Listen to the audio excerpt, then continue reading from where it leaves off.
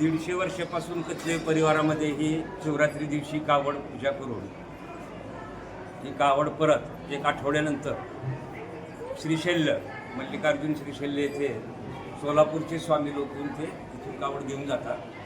श्रीशैल्याला गुढीपाडव्या दिवशी तिथं कावड उभा करून कावडीला आणि श्रीशैल्य महादेवाला नैवेद्य बोवडण वगैरे पूजा यथावत विधी तिथं करतात.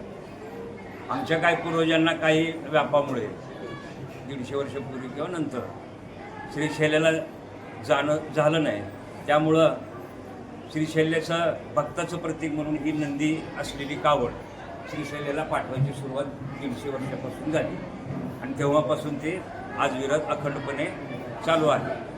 त्यानंतर ही कावड श्रीशैल्याला पाडव्या दिवशी उभं राहते आणि पाडव्यापासून आमचा श्री मल्लिकार्जुनाचा वार्षिक उत्सव चालू होतो.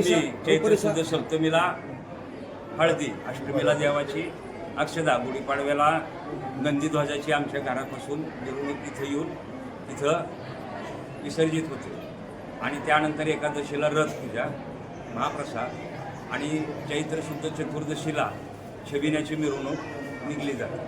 त्यामध्ये बार्शीतील सर्व घटकांचा, सर्व ज्ञाती बांधवांचा आणि सर्व समाज बांधवांचा सहभाग असतो.